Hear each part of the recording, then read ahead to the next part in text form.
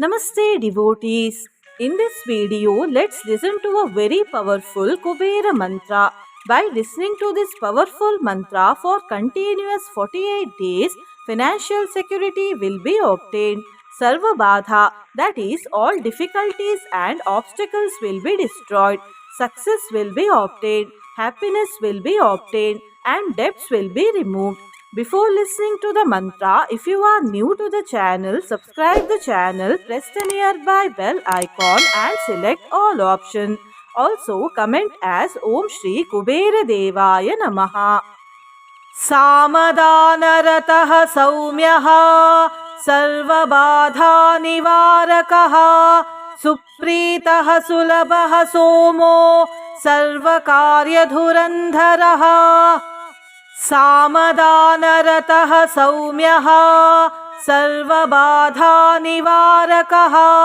सुप्रीतः सुलभः सोमो सर्वकार्यधुरन्धरः सामदानरतः सौम्यः सर्वबाधानिवारकः सुप्रीतः सुलभः सोमो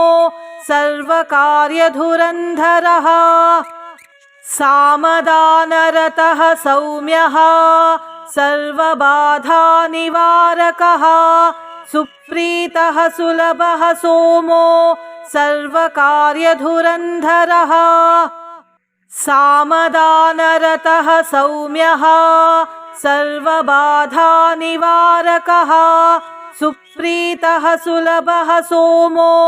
सर्वकार्यधुरन्धरः सामदानरतः सौम्यः सर्वबाधानिवारकः सुप्रीतः सुलभः सोमो सर्वकार्यधुरन्धरः सामदानरतः सौम्यः सर्वबाधानिवारकः सुप्रीतः सुलभः सोमो सर्वकार्यधुरन्धरः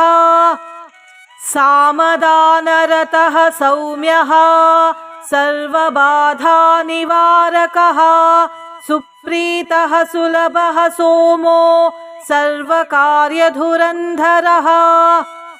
सामदानरतः सौम्यः सर्वबाधानिवारकः सुप्रीतः सुलभः सोमो सर्वकार्यधुरन्धरः सामदानरतः सौम्यः सर्वबाधानिवारकः सुप्रीतः सुलभः सोमो सर्वकार्यधुरन्धरः सामदानरतः सौम्यः सर्वबाधानिवारकः सुप्रीतः सुलभः सोमो सर्वकार्यधुरन्धरः सामदानरतः सौम्यः सर्वबाधानिवारकः सुप्रीतः सुलभः सोमो सर्वकार्यधुरन्धरः सामदानरतः सौम्यः सर्वबाधानिवारकः सुप्रीतः सुलभः सोमो सर्वकार्यधुरन्धरः सामदानरतः सौम्यः सर्वबाधानिवारकः सुप्रीतः सुलभः सोमो सर्वकार्यधुरन्धरः सामदानरतः सौम्यः सर्वबाधानिवारकः सुप्रीतः सुलभः सोमो सर्वकार्यधुरन्धरः सामदानरतः सौम्यः सर्वबाधानिवारकः सुप्रीतः सुलभः सोमो सर्वकार्यधुरन्धरः सामदानरतः सौम्यः सर्वबाधानिवारकः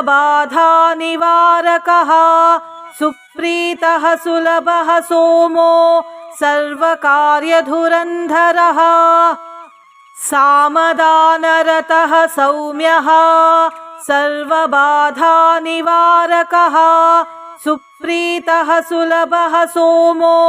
सर्वकार्यधुरन्धरः सामदानरतः सौम्यः सर्वबाधानिवारकः सुप्रीतः सुलभः सोमो सर्वकार्यधुरन्धरः सामदानरतः सौम्यः सर्वबाधानिवारकः सुप्रीतः सुलभः सोमो सर्वकार्यधुरन्धरः सामदानरतः सौम्यः सर्वबाधानिवारकः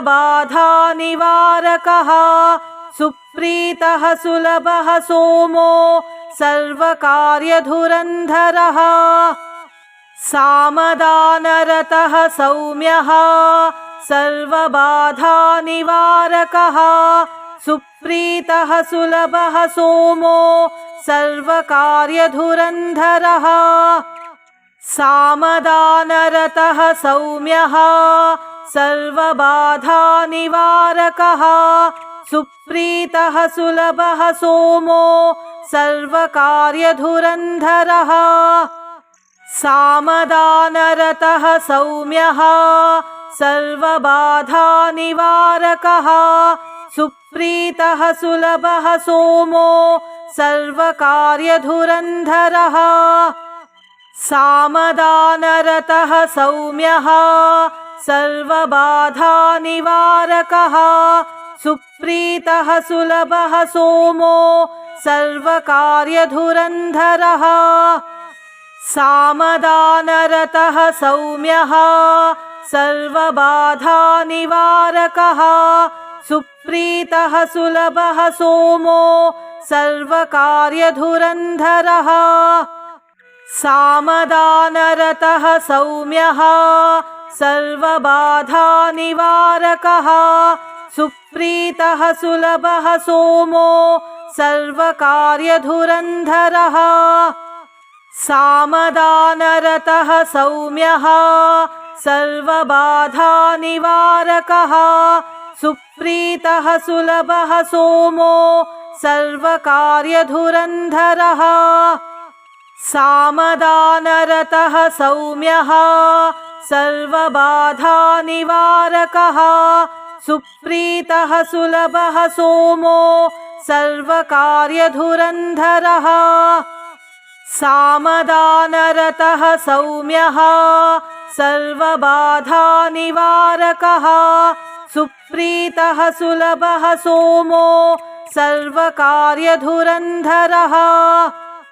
सामदानरतः सौम्यः सर्वबाधानिवारकः सुप्रीतः सुलभः सोमो सर्वकार्यधुरन्धरः सामदानरतः सौम्यः सर्वबाधानिवारकः सुप्रीतः सुलभः सोमो सर्वकार्यधुरन्धरः सामदानरतः सौम्यः सर्वबाधानिवारकः सुप्रीतः सुलभः सोमो सर्वकार्यधुरन्धरः सामदानरतः सौम्यः सर्वबाधानिवारकः सुप्रीतः सुलभः सोमो सर्वकार्यधुरन्धरः सामदानरतः सौम्यः सर्वबाधानिवारकः सुप्रीतः सुलभः सोमो सर्वकार्यधुरन्धरः सामदानरतः सौम्यः सर्वबाधानिवारकः सुप्रीतः सुलभः सोमो सर्वकार्यधुरन्धरः सामदानरतः सौम्यः सर्वबाधानिवारकः सुप्रीतः सुलभः सोमो सर्वकार्यधुरन्धरः सामदानरतः सौम्यः सर्वबाधानिवारकः सुप्रीतः सुलभः सोमो सर्वकार्यधुरन्धरः सामदानरतः सौम्यः सर्वबाधानिवारकः सुप्रीतः सुलभः सोमो सर्वकार्यधुरन्धरः सामदानरतः सौम्यः सर्वबाधानिवारकः सुप्रीतः सुलभः सोमो सर्वकार्यधुरन्धरः सामदानरतः सौम्यः सर्वबाधानिवारकः सुप्रीतः सुलभः सोमो सर्वकार्यधुरन्धरः सामदानरतः सौम्यः सर्वबाधानिवारकः सुप्रीतः सुलभः सोमो सर्वकार्यधुरन्धरः सामदानरतः सौम्यः सर्वबाधानिवारकः सुप्रीतः सुलभः सोमो सर्वकार्यधुरन्धरः सामदानरतः सौम्यः सर्वबाधानिवारकः सुप्रीतः सुलभः सोमो सर्वकार्यधुरन्धरः सामदानरतः सौम्यः सर्वबाधानिवारकः सुप्रीतः सुलभः सोमो सर्वकार्यधुरन्धरः सामदानरतः सौम्यः सर्वबाधानिवारकः सुप्रीतः सुलभः सोमो सर्वकार्यधुरन्धरः सामदानरतः सौम्यः सर्वबाधानिवारकः सुप्रीतः सुलभः सोमो सर्वकार्यधुरन्धरः सामदानरतः सौम्यः सर्वबाधानिवारकः सुप्रीतः सुलभः सोमो सर्वकार्यधुरन्धरः सामदानरतः सौम्यः सर्वबाधानिवारकः सुप्रीतः सुलभः सोमो सर्वकार्यधुरन्धरः सामदानरतः सौम्यः सर्वबाधानिवारकः सुप्रीतः सुलभः सोमो सर्वकार्यधुरन्धरः सामदानरतः सौम्यः सर्वबाधानिवारकः सुप्रीतः सुलभः सोमो सर्वकार्यधुरन्धरः सामदानरतः सौम्यः सर्वबाधानिवारकः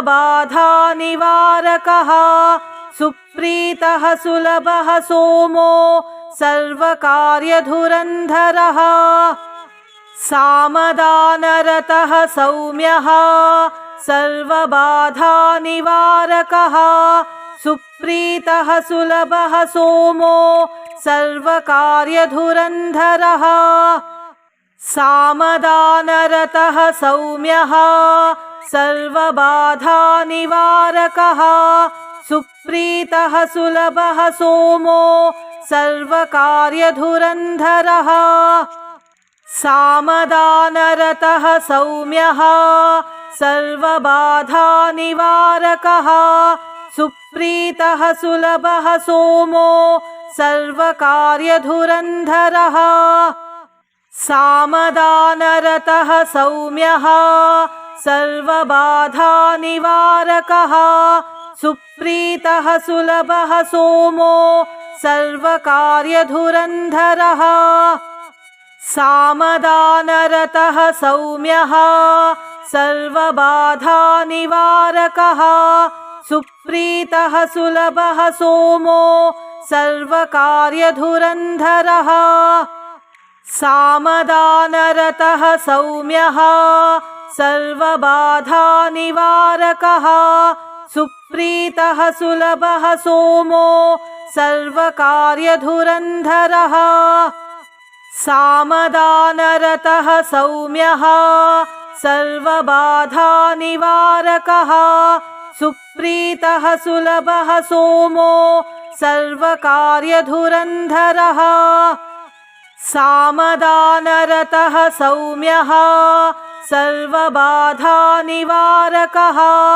सुप्रीतः सुलभः सोमो सर्वकार्यधुरन्धरः सामदानरतः सौम्यः सर्वबाधानिवारकः सुप्रीतः सुलभः सोमो सर्वकार्यधुरन्धरः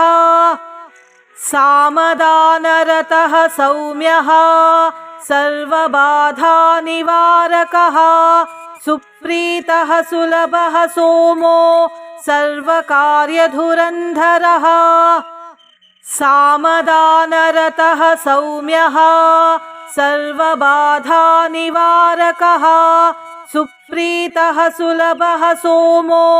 सर्वकार्यधुरन्धरः सामदानरतः सौम्यः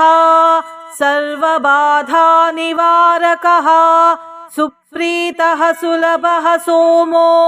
सर्वकार्यधुरन्धरः सामदानरतः सौम्यः सर्वबाधानिवारकः सुप्रीतः सुलभः सोमो सर्वकार्यधुरन्धरः सामदानरतः सौम्यः सर्वबाधानिवारकः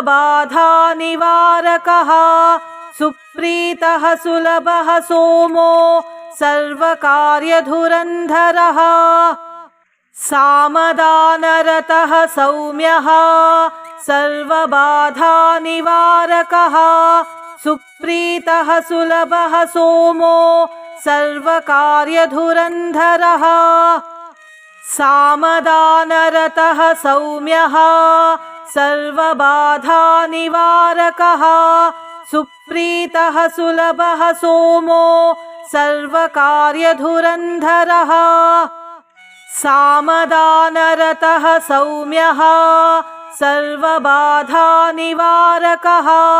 सुप्रीतः सुलभः सोमो सर्वकार्यधुरन्धरः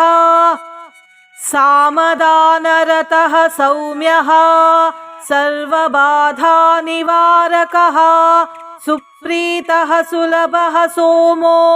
सर्वकार्यधुरन्धरः सामदानरतः सौम्यः सर्वबाधानिवारकः सुप्रीतः सुलभः सोमो सर्वकार्यधुरन्धरः सामदानरतः सौम्यः सर्वबाधानिवारकः सुप्रीतः सुलभः सोमो सर्वकार्यधुरन्धरः सामदानरतः सौम्यः सर्वबाधानिवारकः सुप्रीतः सुलभः सोमो सर्वकार्यधुरन्धरः सामदानरतः सौम्यः सर्वबाधानिवारकः सुप्रीतः सुलभः सोमो सर्वकार्यधुरन्धरः सामदानरतः सौम्यः सर्वबाधानिवारकः सुप्रीतः सुलभः सोमो सर्वकार्यधुरन्धरः सामदानरतः सौम्यः सर्वबाधानिवारकः सुप्रीतः सुलभः सोमो सर्वकार्यधुरन्धरः सामदानरतः सौम्यः सर्वबाधानिवारकः सुप्रीतः सुलभः सोमो सर्वकार्यधुरन्धरः सामदानरतः सौम्यः सर्वबाधानिवारकः सुप्रीतः सुलभः सोमो सर्वकार्यधुरन्धरः सामदानरतः सौम्यः सर्वबाधानिवारकः सुप्रीतः सुलभः सोमो सर्वकार्यधुरन्धरः सामदानरतः सौम्यः सर्वबाधानिवारकः सुप्रीतः सुलभः सोमो सर्वकार्यधुरन्धरः सामदानरतः सौम्यः सर्वबाधानिवारकः सुप्रीतः सुलभः सोमो सर्वकार्यधुरन्धरः सामदानरतः सौम्यः सर्वबाधानिवारकः सुप्रीतः सुलभः सोमो सर्वकार्यधुरन्धरः सामदानरतः सौम्यः सर्वबाधानिवारकः सुप्रीतः सुलभः सोमो सर्वकार्यधुरन्धरः सामदानरतः सौम्यः सर्वबाधानिवारकः सुप्रीतः सुलभः सोमो सर्वकार्यधुरन्धरः सामदानरतः सौम्यः सर्वबाधानिवारकः सुप्रीतः सुलभः सोमो सर्वकार्यधुरन्धरः सामदानरतः सौम्यः सर्वबाधानिवारकः सुप्रीतः सुलभः सोमो सर्वकार्यधुरन्धरः सामदानरतः सौम्यः सर्वबाधानिवारकः सुप्रीतः सुलभः सोमो सर्वकार्यधुरन्धरः सामदानरतः सौम्यः सर्वबाधानिवारकः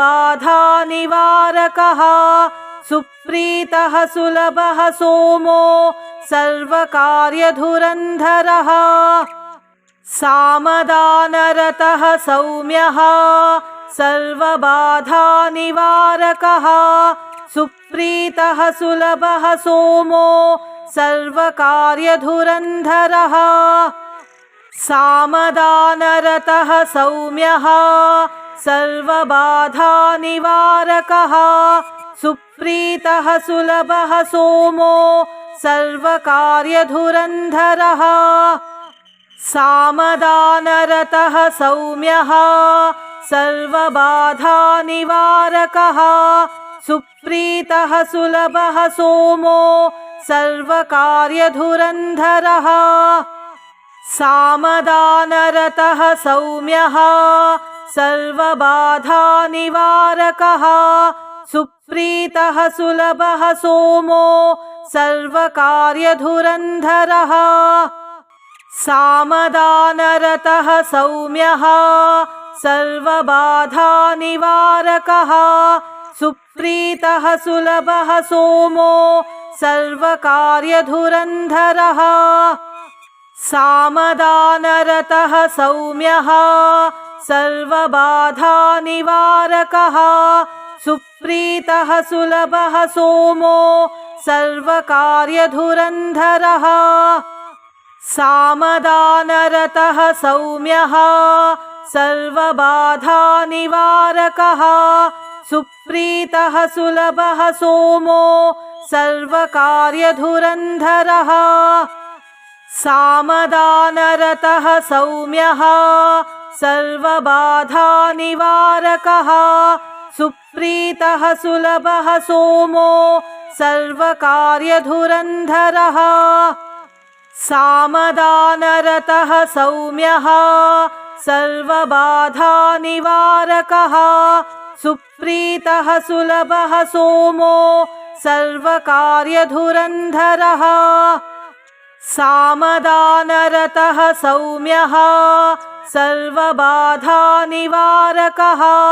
सुप्रीतः सुलभः सोमो सर्वकार्यधुरन्धरः सामदानरतः सौम्यः सर्वबाधानिवारकः सुप्रीतः सुलभः सोमो सर्वकार्यधुरन्धरः सामदानरतः सौम्यः सर्वबाधानिवारकः सुप्रीतः सुलभः सोमो सर्वकार्यधुरन्धरः सामदानरतः सौम्यः सर्वबाधानिवारकः सुप्रीतः सुलभः सोमो सर्वकार्यधुरन्धरः सामदानरतः सौम्यः सर्वबाधानिवारकः सुप्रीतः सुलभः सोमो सर्वकार्यधुरन्धरः सामदानरतः सौम्यः सर्वबाधानिवारकः सुप्रीतः सुलभः सोमो सर्वकार्यधुरन्धरः सामदानरतः सौम्यः सर्वबाधानिवारकः सुप्रीतः सुलभः सोमो सर्वकार्यधुरन्धरः सामदानरतः सौम्यः सर्वबाधानिवारकः सुप्रीतः सुलभः सोमो सर्वकार्यधुरन्धरः सामदानरतः सौम्यः सर्वबाधानिवारकः सुप्रीतः सुलभः सोमो सर्वकार्यधुरन्धरः सामदानरतः सौम्यः सर्वबाधानिवारकः सुप्रीतः सुलभः सोमो सर्वकार्यधुरन्धरः